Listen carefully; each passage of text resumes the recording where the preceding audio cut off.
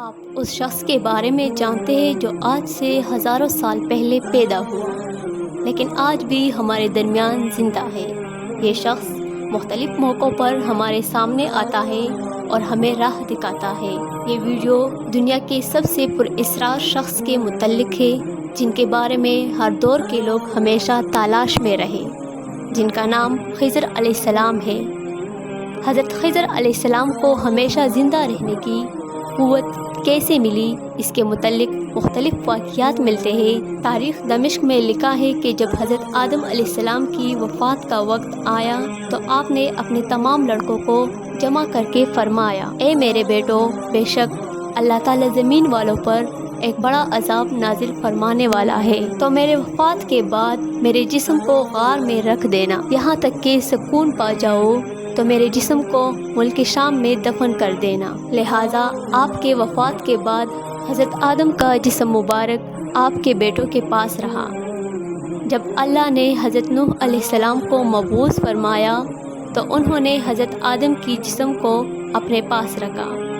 جس وقت اللہ نے زمین پر طوفان بھیجا اور پوری زمین ایک زمانہ تک ڈوبی رہی، پھر طوفان ختم ہونے کے بعد حضرت نوح بابل شہر میں آ کر ٹھہرے اور اپنے تینوں بیٹوں شام، حام اور یافس کو وصیت کی کہ آدم علیہ السلام کی جسم مبارک کو اس غار سے لا کر شام میں دفن کر دو جہاں انہوں نے وصیت کی تھی۔ تو ان لڑکوں نے کہا، زمین وحشتناک ہے، نہ کوئی زمین سے مانوس ہے اور نہ وہاں کا راستہ جانتا ہے۔ حضرت نوح علیہ السلام نے کہا، حضرت آدم علیہ السلام نے اس شخص کے لیے جو اس کی جسم کو دفن کرے گا قیامت تک زندہ رہنے کی دعا کی ہے۔ پھر آپ کا جسم مبارک اسی طرح رہا یہاں تک کہ حضرت آدم کے ایک صلیبی اولاد جن کا نام خضر تھا، انہوں نے آپ کے جسم مبارک کو دفن کیا۔ اللہ نے حضرت آدم کی دعا قبول فرمائی تو حضرت خضر علیہ السلام جب تک اللہ چاہے گا زندہ رہیں گے۔ حضرت خضر علیہ السلام کی کنیت ابو العباس اور نام بلیہ تھا، ان کے والد کا نام ملکان تھا۔ حضرت خضر علیہ السلام کی یہ خصوصیت تھی کہ آپ جس جگہ بھی بیٹھتے تھے وہاں آپ کی برکت سے ہری ہری گھاس اگ جایا کرتی تھی، اس لیے لوگ آپ کو خضر کہتے تھے، جس کے معنی سبز چیز ہوتی ہے۔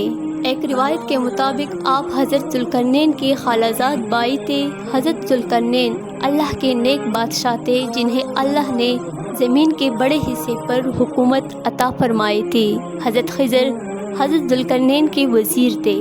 کتابوں میں حضرت خضر علیہ السلام کی لمبی عمر اور موت نہ آنے کی وجہ یہ بھی لکھی گئی ہے کہ آپ نے آب حیات نامی ایک چشمے کا پانی پیا تھا۔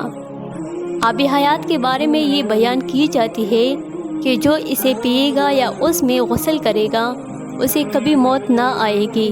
تورات کے بعد یوحنا میں آب حیات کا ذکر یوں ملتا ہے، پھر اس نے مجھے بلور کی طرح چمکتا ہوا آب حیات کا ایک دریا دکھایا جو خدا کی تخت سے نکل کر اس شہر کے درمیان میں بہتا تھا اور دریا کے پار زندگی کا درخت تھا۔ آب حیات کا ذکر قدیم داستانوں اور کتابوں میں بھی ملتا ہے۔ ان داستانوں میں 3 شخص کا ذکر کیا گیا ہے جو آب حیات تک پہنچ گئے تھے، ان میں ایک حضرت الیاس علیہ السلام، دوسرے حضرت ذوالقرنین اور تیسرے حضرت خضر علیہ السلام ہے، جن میں صرف حضرت الیاس علیہ السلام اور حضرت خضر علیہ السلام کو ہی وہ پانی نصیب ہوا۔ روایتوں کے مطابق ذوالقرنین نے قدیم تاریخی کتابوں میں پڑھا تھا کہ سام بن نوح کی اولاد میں سے ایک شخص چشمہ حیات سے پانی پی لے گا تو اس کو موت نہ آئے گی، اس لیے حضرت ذوالقرنین نے اس پانی کی تلاش میں مغرب کا سفر کیا۔ ذوالقرنین کے علم میں یہ بات آئی کہ آب حیات اندھیرے راستوں میں موجود ہے اور وہاں 360 چشمے ہیں، لہٰذا ذوالقرنین نے اپنے لشکر سے 360 لوگوں کو چنا اور ہر ایک کو ایک ایک مچھلی دے کر حضرت خضر کی سربراہی میں روانہ کیا۔ تمام لوگوں کو یہ ہدایت دی گئی کہ ہر فرد اپنی مچھلی کے ساتھ چشمے میں اتر جائے اور واپس آ کر اپنی اپنی مچھلی ظاہر کرے۔ کافی لمبے سفر اور دشواری کے بعد آخرکار یہ لوگ اس چشمے تک پہنچ گئے۔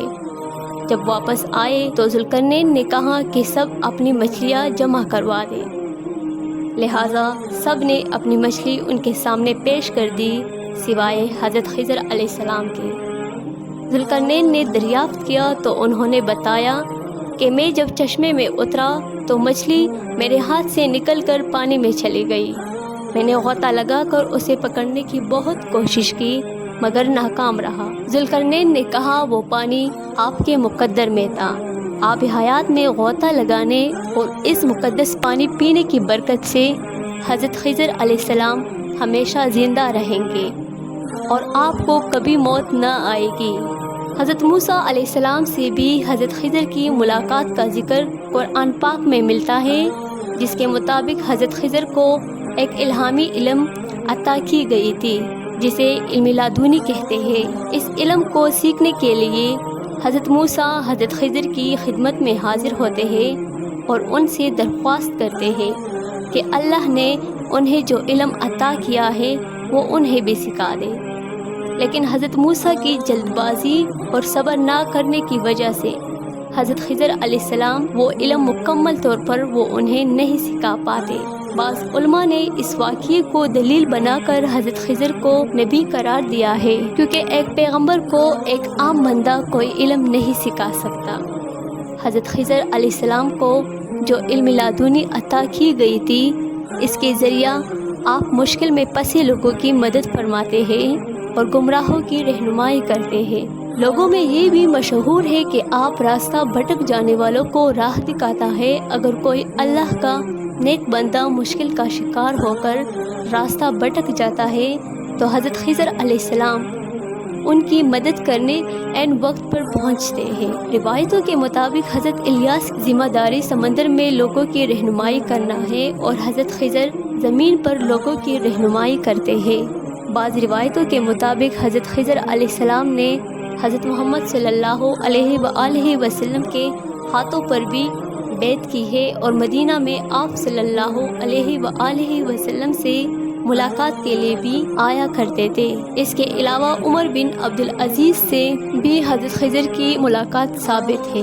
صحیح مسلم کی ایک حدیث کے مطابق جب دجال مدینہ کے قریب ایک جگہ تک پہنچے گا تو مدینہ سے ایک شخص اس کے مقابلے کے لیے نکلے گا جو اس وقت کا سب سے بہترین شخص ہوگا۔ یہ شخص حضرت خضر علیہ السلام ہوں گے۔ حضرت خضر اور حضرت الیاس دونوں زندہ ہیں اور ہر سال حج کی موقع پر ملتے ہیں۔ صوفیہ کے نزدیک بھی حضرت خضر کا اعلیٰ مقام ہے، وہ حضرت خضر علیہ السلام کو اپنا رہنما تصور کرتے ہیں۔ بعض صوفیہ سے ان کی ملاقات بھی ثابت ہے اور بعض بزرگوں نے لکھا ہے کہ حضرت خضر علیہ السلام نے کئی سالوں تک انہیں علم دین بھی سکھایا۔ صوفیہ آپ کو خواجہ خضر کہہ کر پکارتے ہیں۔